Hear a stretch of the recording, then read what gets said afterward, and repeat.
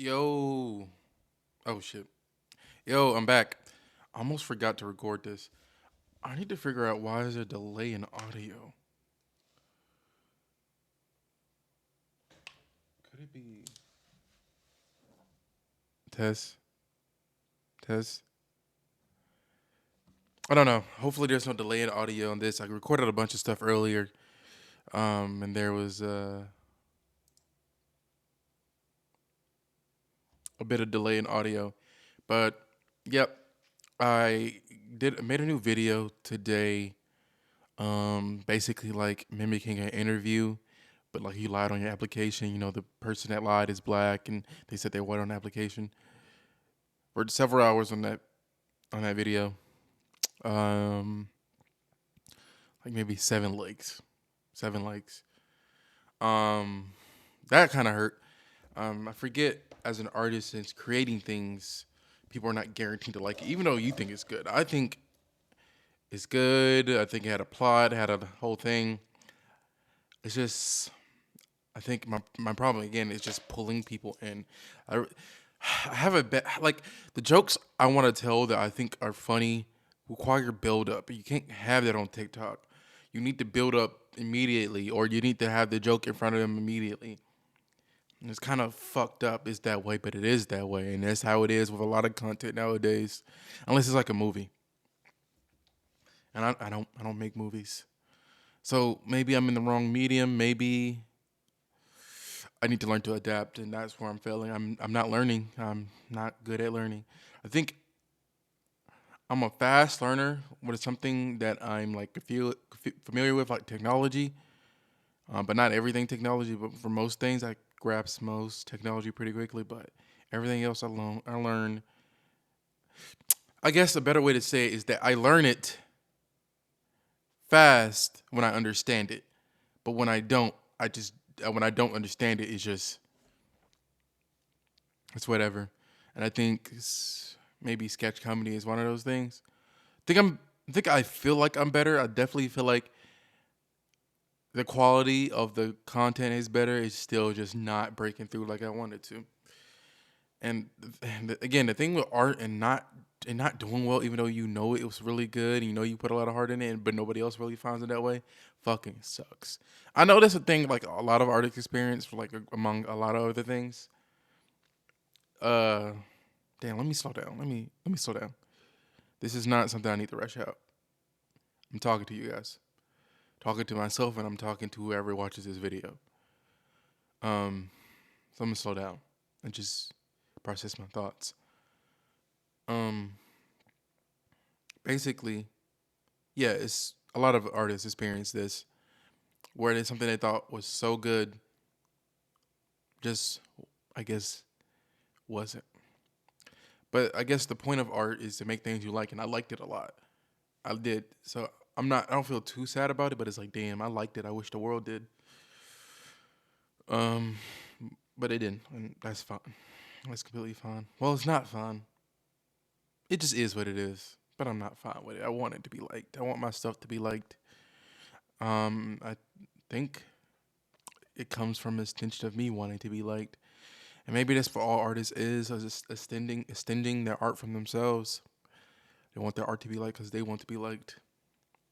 I don't think, but there's some artists that don't give a damn that their art is liked, and I think their art is better for it. And I think people recognize they don't give a damn if they want to be liked. So maybe I have a path I can go down. Maybe it's been so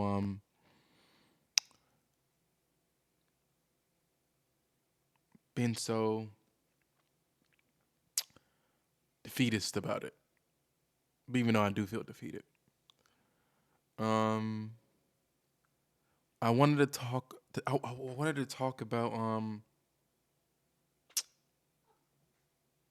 damn, it was another topic I wanted to talk about. I don't know. I guess I'll just start talking about anything now. Uh I gotta start writing topics down. Oh my god. I have bad memory. I have bad memory. I think it could stem from the fact that I fucking started smoking weed when I was like 11. Bro, that shit was crazy. Don't smoke early. If you I mean like if you were watching this and you're happy to be young, even though I don't want people under 18 watching this, wait till you're like 21 to start smoking, bro. 22, because it will fuck up your development so much. I know it's like when people say, "Oh, you won't develop as well." They don't give like actual like things that will happen to your body. They always say like, "Oh, your brain won't develop." Memory, attention, uh, attention, athleticism, focus. No, attention, focus, same thing. Athleticism, general cognitive function is just diminished. Like sometimes I feel like I have the brain of a 60-year-old, and I've been feeling like that since I started smoking weed when I was 11. Uh, it's crazy, and I think more people should just talk about the actual effects of saying the general. Oh, you won't develop. That you will have a brain. You will feel like you have the brain of a 60-year-old when you're fucking 20. It ages your brain too fast. Just wait a minute, bro. Just wait a minute. Um, I don't know if they found any scientific proof. That's my experience talking to people and being the person that have done that. That was another thing I wanted to talk about. God damn, I can't believe I don't remember it. Um, yeah. I wish I would stop talking about content creation, talk about things more that matters. But what matters is what I care about, and I guess, and I want to talk about what I care about. Funny thing, caring about things. Damn, I'm about to just fucking ramble. God, so unstructured, but I kind of want this from this. I guess I could talk about what I want this series to be now that I'm on the third, well, technically fourth, but third video. I want it to be unstructured talks, unstructured conversations with myself and whoever watches about things that I care about, things that I want to talk about, things I think are important.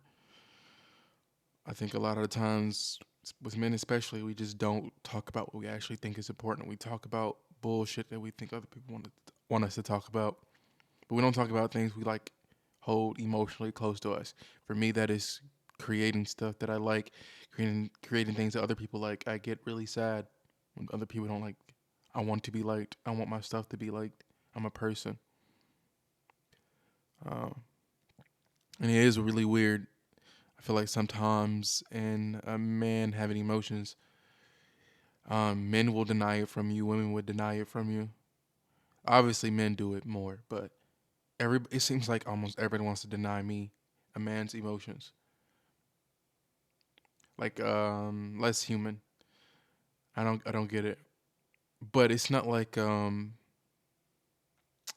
it's kind of like people are asking for it, but people don't really want it.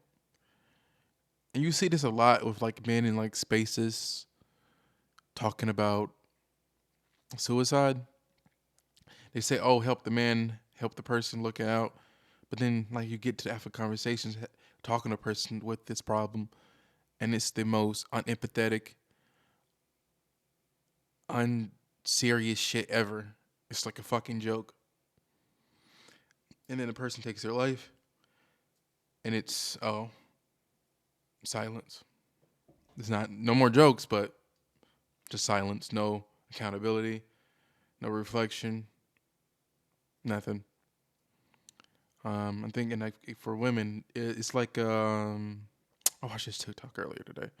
I can't cite it cite it perfectly, but it basically just went. Um, a lot of women are not ready for men to take emotional space like they ask them to. They want them to, but they're not ready, and usually it ends up with a lot of deflection or a lot of talking. End up talking about how they feel about whatever issue the man has or whatever emotion the man is feeling. And I myself experienced that time and time again. As the emotionally available man, as I like to think of myself, as the emotionally aware man.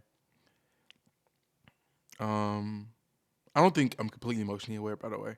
I think sometimes it takes me a little bit to recognize how I was feeling, even though I'll be really confident about how I'm feeling. It takes about maybe a couple days. So like, actually, I was actually feeling like that. I just didn't recognize that. But I digress. Um, as an emotionally aware man, as I like to think of myself, you see this a lot when you try to talk about people and their problems. It's a lot of deflection. It's a lot of everything but what I'm talking about. And it sucks because it feels like I'm not human. I don't get to have that. People want me to have it, say I should have it, but when it's time to give it to me, they don't. And it's kind of weird. But it's not like a women's fault or a man's fault. It's the patriarchy. And I think that's another thing I want to talk about. Is a good thing to distinguish between the inheritors of a suppressive oppressive system versus the inheritors of an oppressive system versus the upholders of a oppressive system, like the users. Like as a man, we all inherit patriarchy. We all inherit patriarchy. We are in by birth, by us just existing as men in this world, in this reality. We inherit it, but a lot of us don't. Not even, I don't want to say a lot. Some of us don't uphold it, and I think that's a good thing. And I think we need to sometimes when we have it at a civil discussion about men that while we all inherit it, not all of us upholds it. And if you're a man that upholds the patriarchal ideas like of women and with women and just like male emotion in general, you're a piece of shit. Um, those ideals have been used to kill women for forever and have killed men for a long time too. Obviously, women are way more affected by this than men because that's the thing about inheriting things. You benefit from it. You benefit from inheriting something, but you can also it's also a detriment depending. But to uphold is to, I guess, to uphold is to take benefit from it and revel in it. I don't revel in my benefit. I don't revel in my benefit. I benefit, but I don't revel in it. And I think that's like the key difference between men that revel in their benefits and men that don't. And I think we don't talk about that enough. Um, don't revel in the patriarchy. It's killing people. It's killing you too. If you don't care about women, at least care about yourself. It's killing you too. You just don't see it. Um, you just don't see it. You are literally because of it more likely become a family annihilator. Kill your own family. Um, this is why these talks are for 18 plus. Um, you're more likely to be a family annihilator because you're most likely to end your own life because of it. While you may benefit from the system, the true I guess people with the least net negative are rich people, rich white people. It's not it's not you middle class black man. It's not you middle class white man. It's not you poor black man. It's not you poor white man. It's not you middle class Asian man. It is rich 1% white men. Not even 1%.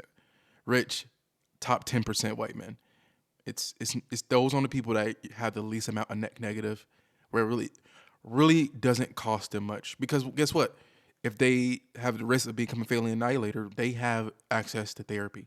They have access to the best authors, the best healthcare, the best institutions when they want to get institutionalized. They have access to all of that.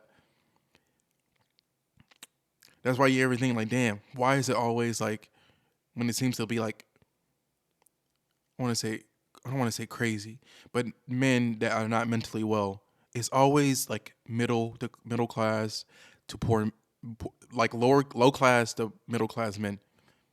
And why is there almost never any billionaires with these type of family annihilation issues or suicidal ideations? It's because they can afford to treat it. Because the patriarchy helps them. The the um the system in place helps them. White supremacy, patriarchy, they go hand in hand. Intersectionality, it helps them. It doesn't even help rich black people. It it helps me. kind of helps rich billion. It helps rich black billionaires a lot. Okay, it helps rich black billionaires a lot, but it doesn't help rich black people a lot. Nowhere near as much as does it help rich white people. Don't uphold the system. Oh my God. This is so unstructured, so informal. Oh my God. I wish I could just read a poem that I wrote about this that's so much better said, so much more quaint and well put together argument or point being made. But this is just me at 12 a.m. every day. Well, it's 1 a.m. right now. 12 to 1 a.m. every day just talking because I think 12 to 1 a.m. is probably when I'm the most vulnerable, probably when I'm the least guarded, probably when I'm the least, all of this, least structured, least serious, all of that. If I always appeared to be sleepy in these talks, it's because I am. But in my poem, I want to pull it up. Let me just pull it up because I think I said it better here.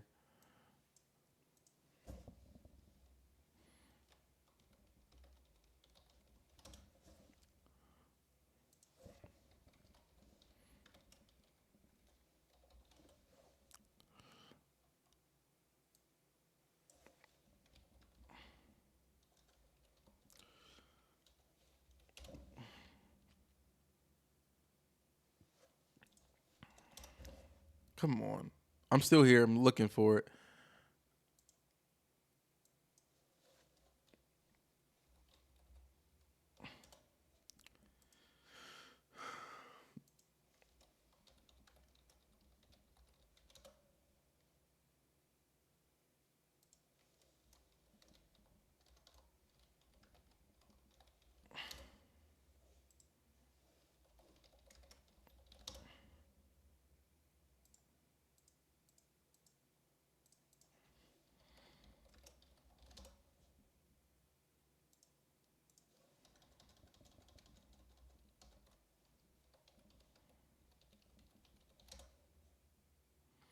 Wait, is my poems gone? No way.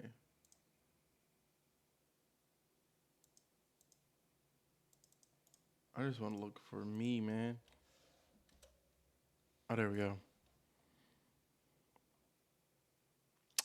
It's basically called. It's called a call to us. Call to us who benefit. Um, it's basically what I just said, just more thought out, more structured. If I can give a line from it to summarize, basically I guess summarize it.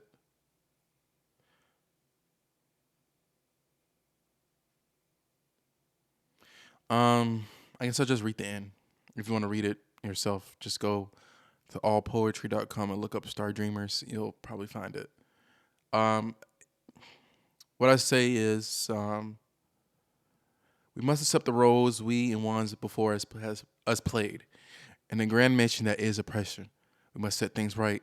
We must truly recognize the inequality we stand on, the inequality made of the blood and flesh of the oppressed. How can we ever truly call ourselves loving beings when we? I gotta fix that. When we stand over the dead and deny their blood is on our hands. We can break the chains. We must break the chains. Not just those who we killed, not just those whose blood we frolic in, but also to free us who benefit from becoming murderers. Free our children from inheriting evil. To inherit a oppressive system is to inherit evil, man. It is. And we are inheritors. So what you do with that evil that we inherit, I think makes or breaks if you're a good or bad person, I guess.